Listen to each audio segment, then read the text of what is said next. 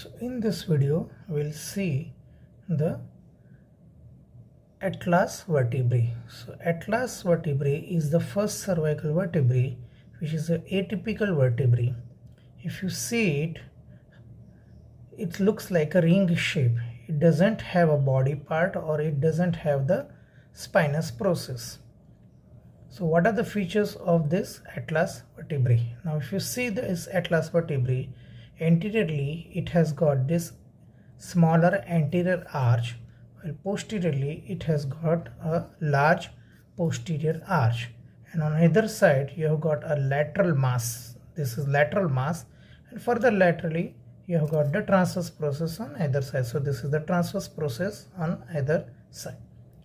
So we'll see one by one all the parts.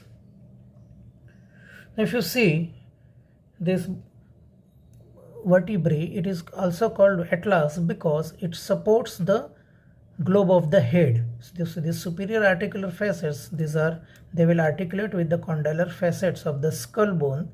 So the skull bone rests on this joint to form what is known as atlanto-occipital joint, which is an ellipsoid variety of a synovial joint. Now if you see this anterior arch, in the midline it is marked by an elevation known as the anterior median tubercle. If you see its posterior surface, this portion, it is oval in shape. See, if you see this posterior surface, it is oval in shape, and this will articulates with this dense part, this dense of the axis. So the second cervical vertebra will articulate over here. So this dense will articulate over this facet. The posterior arch, if you see it, as I have told, it forms the posterior 2/5 of the ring, and it is much longer than the anterior arch. Its posterior surface is marked by another tubercle known as the posterior. This is known as posterior median tubercle. The upper surface behind this lateral mass, it is marked by a shallow groove. So there is a shallow groove over here. If you can make out, this is a shallow groove over here. Now if you see each lateral mass, superiorly they bears the superior articular facets, which is elongated and directed forward,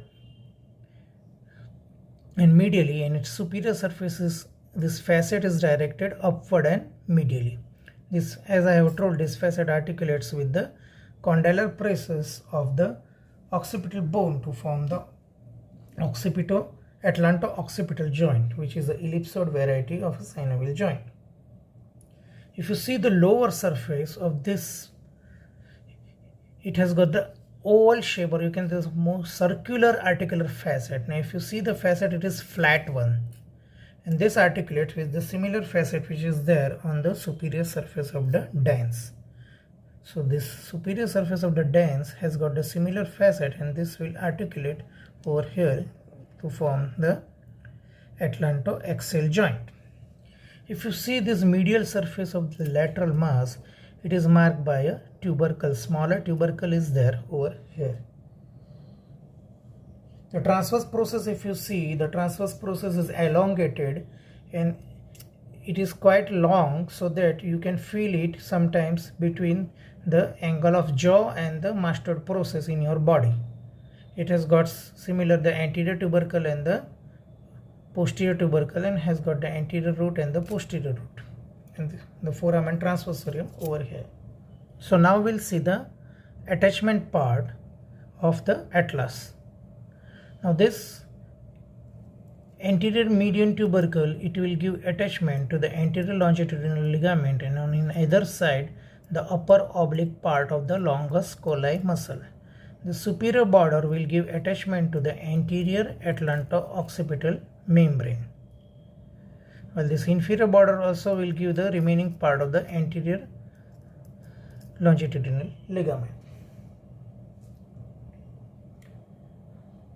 This posterior tubercle, if you see this posterior tubercle, it will provide the attachment to the ligamentum nuchae in its median part, while on its lateral part it will give attachment to the muscle, that is rectus capitis posterior minor. So the rectus capitis posterior minor on either side of this posterior tubercle.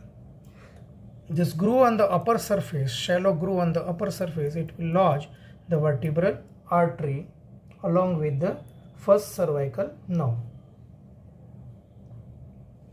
Behind the groove, this portion of the posterior arch will give attachment to the posterior atlanto-occipital membrane.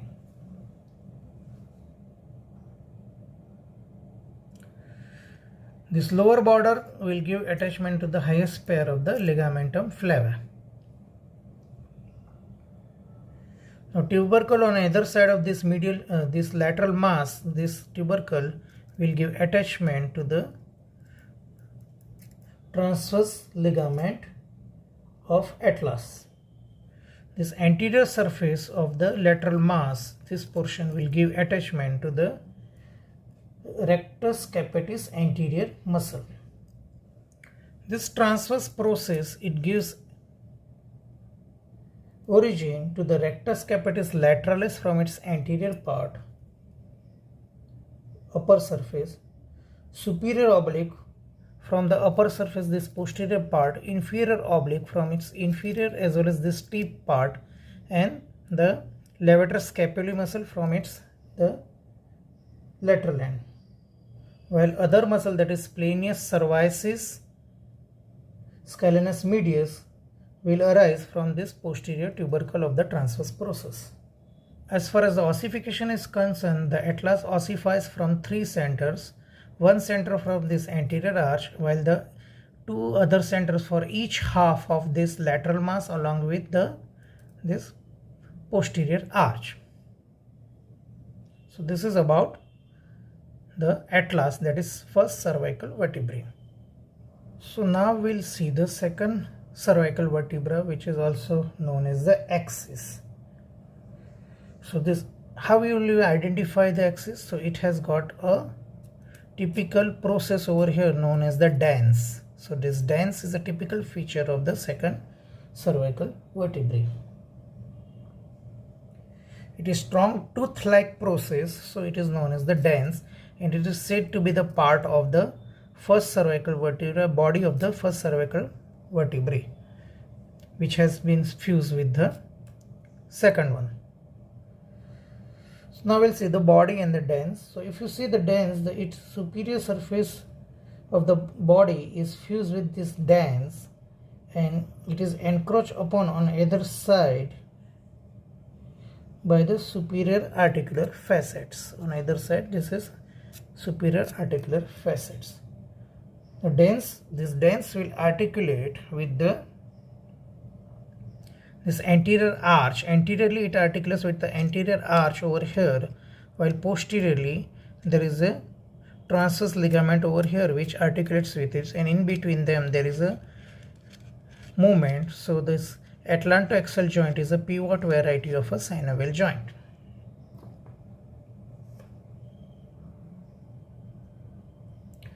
The inferior surface of this is, if you see,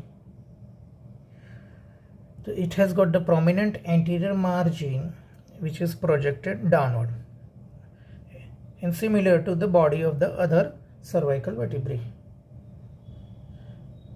This anterior surface, it represents a median ridge on each side of which there is a hollowed out impression. So these are the hollowed out impression on either side of this median ridge. If you see the vertebral arch, this pedicle portion, it is being concealed by this superior articular process. The inferior surface of this pedicle will present a deep groove behind this foramen transversorium. So the inferior vertebral notch is deep and wide, while this superior vertebral notch which lies over here is shallow one. If you see the lamina, it is thick and broad, and this articular facet, if you see particularly the superior articular facet, it overhangs the foramen transversorium, and it articulates, if you see, it is flat circular and articulates with the inferior facets of the atlas to form the atlantoaxial joint. If you see the inferior articular facet, these are the smaller inferior articular facets. It articulates with the lower vertebrae and it is directed downward and forward. If you see, it is directed downward and forward. The transverse process, if you see, it is very small and represent a true posterior tubercle only. The foramen transversorium is directed upward and laterally. If you see, it is directed upward and laterally. If you see the spine, it is thick, very strong and deeply grooved. If you see inferiorly, it is deeply grooved. Tip is bifid and terminating in two rough tubercles. Now if you see the attachment part of this axis, this dense portion will provide attachment at its apex to the apical ligament and on either side below this apex to the alar ligament on either side. So the apical ligament over here and the alar ligament on its either side.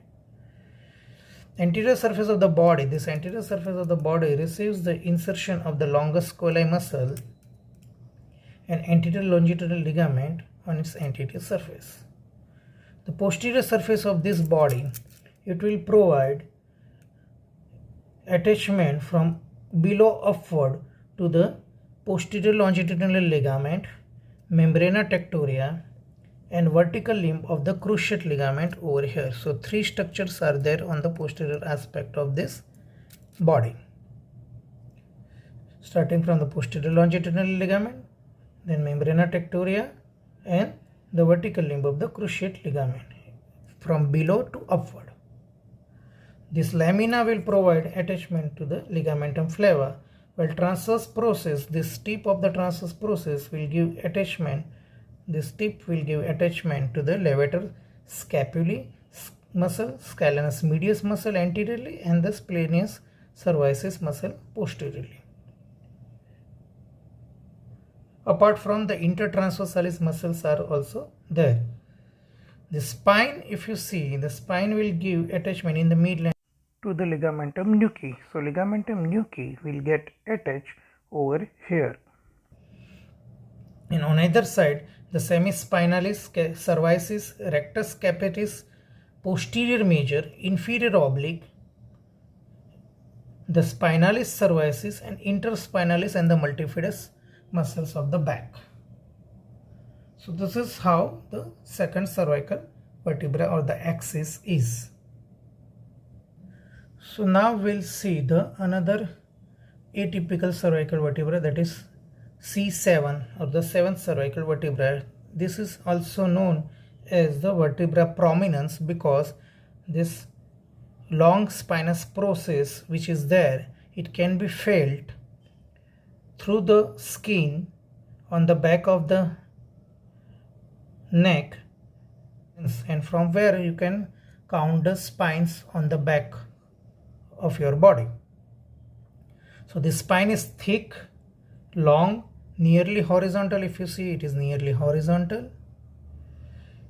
There is no bifid, it's a single one, so no bifid, not bifid, and it ends as a tubercle. If you see, it ends as a tubercle. If you see the transverse process, this transverse process, they are comparatively larger in size. The posterior root is the larger than the anterior one. The prominent posterior tubercle is there, while the anterior tubercle sometimes it is not that prominent, or you can say it is absent. While the foramen transversorium, what you are able to see, it is sometimes smaller or even absent also. Now if you consider the attachment part, this tip of the spine will provide attachment to the ligamentum nuchae and along with the muscles of the back, that are the trapezius, rhomboides minor, serratus posterior superior, splenius capitis, semispinalis thoracic, spinalis cervicis, interspinalis and multifidus. These are all the muscles of the back muscles. They are attached to this spine.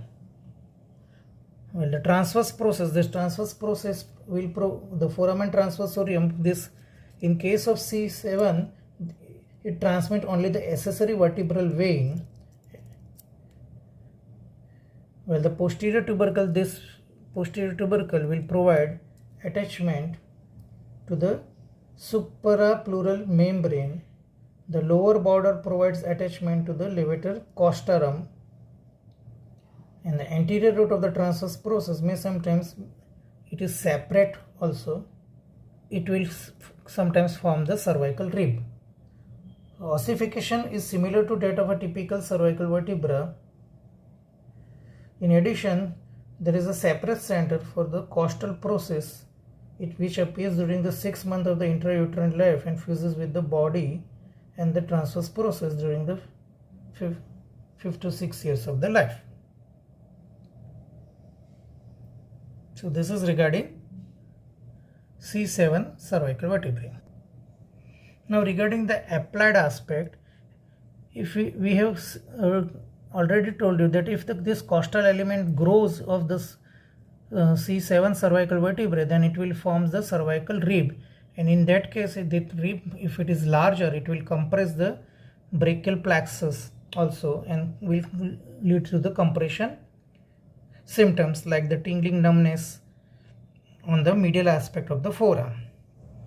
The joints in the lateral part of this body, these joints are known as the Luskas joint, and osteophytes are commonly occurs in relation to this joint. Similarly, the osteophytes can also be seen in relation to this